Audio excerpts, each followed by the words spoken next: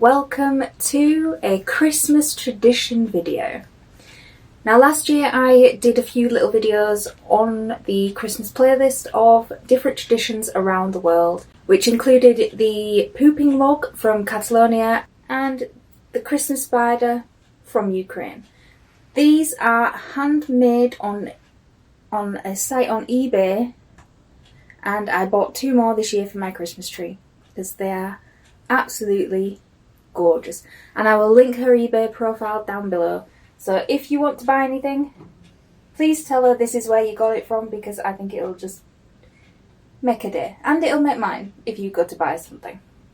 But they all are handmade. They are absolutely gorgeous.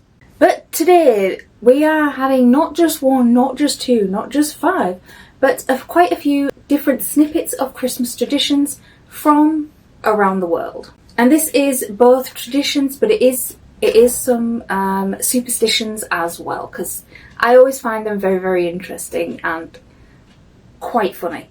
So we are starting off in Poland. And this is a superstition rather than a tradition. The superstition is that if any child is born within the 12 days of Christmas, then that child could turn out to be a werewolf or a half-demon, half-human hybrid. And should this happen, the only cure is to draw blood from the infant's brow. Nowhere else, just the brow, which is... I promise I'm not. But if you draw blood from the infant's brow, then the taint of the werewolf or taint of the half-human, half-demon hybrid will no longer be... The child will no longer be afflicted. So it's always fun when you have to draw blood from a child. Next, we are heading over to Portugal. Now, during a Portuguese Christmas feast, it is tradition to set extra places for deceased relatives, because as well as remembering absentee family members, it is also believed to bring good luck and prosperity to the household for the coming 12 months. Now on to Serbia. Now this one is more of a superstition than a tradition, again. But it is. You must take care during the 12 days of Christmas not to stray outside after sundown, as it is said that a demon may jump on your back and demand to be carried wherever it wishes. And it will only release you when the cockerel crows at dawn the next day. And as it gets dark, even here about 4 or 5 o'clock at the evening, you've got a full over 12 hours with this thing on your back. So yeah, stay inside. Now on to the Philippines, where we have another tradition/superstition. This Filipino tradition forbids you from taking a bath on Christmas Day. Christmas Eve is fine, Boxing Day is fine, but on Christmas Day you cannot take a bath, because if you do, you run the risk of washing away the blessings of Jesus' birthday, and in consequence may suffer a very strange long-term sickness. Now on to Spain. I don't know whether you can hear the wind in the background, but it is rattling the window, something awful. Now in Spain, gift giving at Christmas requires a little more caution than it does in some other countries. And one of these examples is you must never buy your friends or your relatives knives or scissors for their Christmas presents, as superstition states that your relationship with whoever you give the gift to will be cut in the coming year going forward. I can see the sale of scissors and knives going up something terribly. But that is what the superstition says, and as you know, superstition usually has some basis in fact. I mean, if you go to your... that does not mean that you go to your friend, you give them a knife, or go to your enemy and give them a knife, and then murder them in the coming year. It technically works as well. On to Chechnya. Many parts of Eastern Europe enjoy having carp as their Christmas traditional food, whereas we have turkey, they will have carp. And it is believed that placing one of the fish's scales beneath your guests' dinner plates as they sit around your table enjoying their Christmas feast is believed to bring them prosperity in the coming year and completely embody the spirit of the season. So over to Guatemala. I can get it out, I promise. I haven't been drinking yet. On December the 7th, Guatemalans go on a veritable cleaning frenzy, sweeping their homes, collecting all the rubbish, and anything that they do not want for the next year. It's all piled up in a heap outside, and finally an effigy of the devil is placed on top of this pile, and the whole thing is set alight. Kind of like Guy Fawkes and our bonfire nights. But this is done to ensure that all the badness of the previous year is burnt to ash before it can be taken into the new year.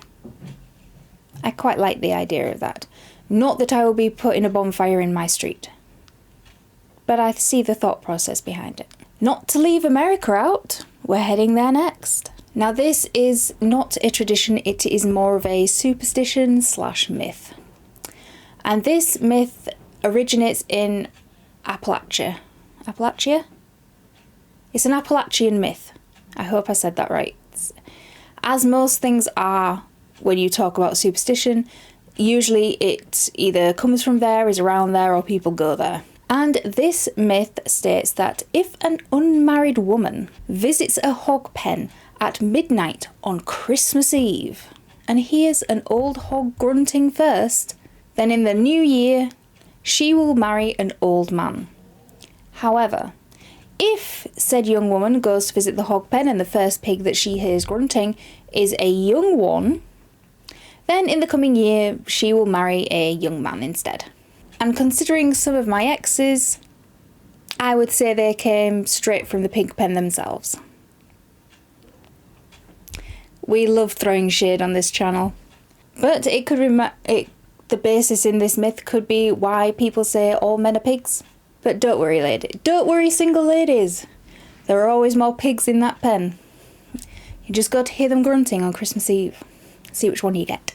Over to Latvia, which is a bit of a change, but over to Latvia, there is a tradition of dragging a Yule log through the forests, through the streets, and your home. And after the log has been dragged through the forest, the streets, and your home, then it will be burned to appease the pagan god Mithras and to encourage the sun to reappear the next year.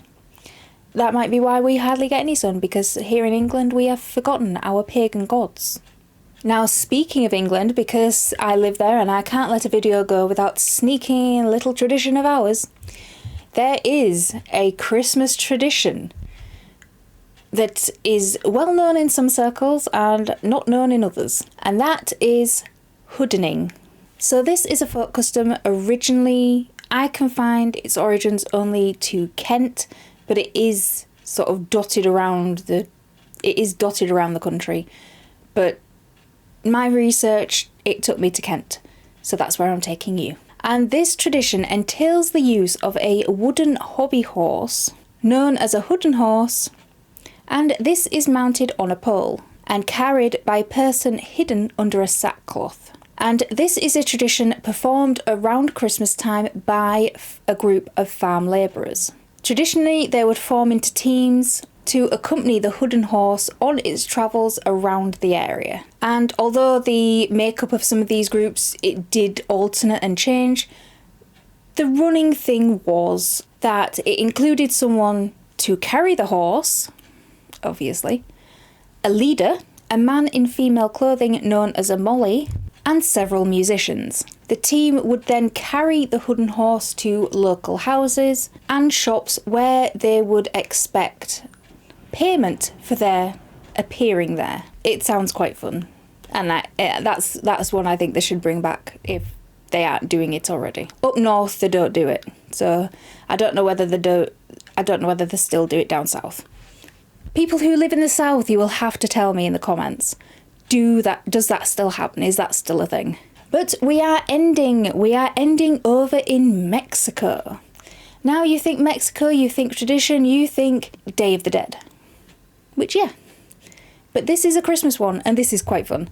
I discovered this online. I thought it was great fun. I think the pictures that accompany it were just merry.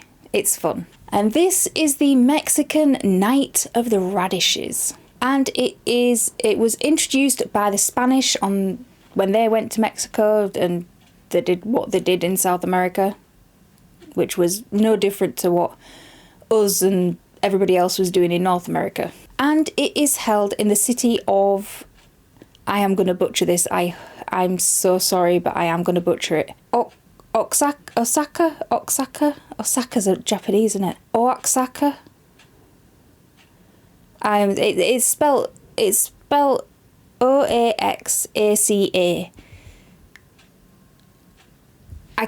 I don't know how to say it properly. I don't know. And it is held annually on the 23rd of December. I ain't going to try and say the name again. I'm just going to say this city because I'm going to butcher it however I say it. But this Mexican city is known for its tradition of wood carvings.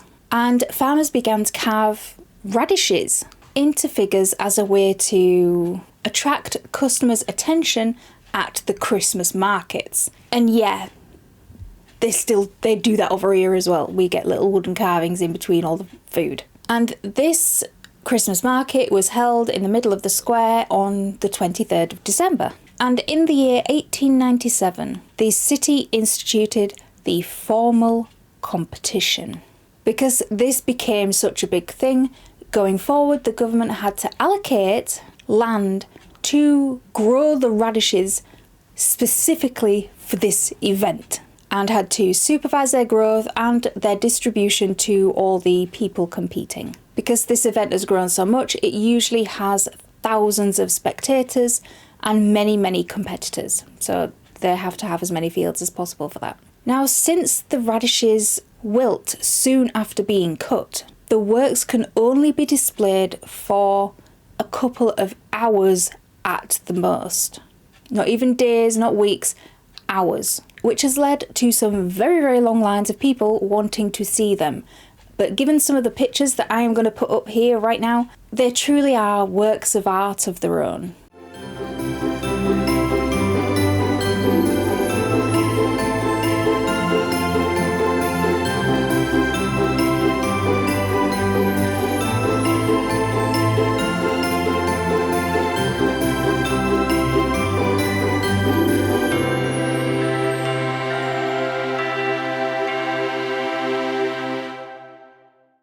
And this event has grown so much that it's not just radishes anymore, but corn husks and flowers, which will last a little bit longer, but is also created with the radishes theme in mind. But those are some of the fun Christmas traditions, superstitions, folklore and events held around the world around Christmas time. So let me know what your thoughts are down in the comment section below. Don't forget to subscribe to my channel for more content like this, and Merry Christmas.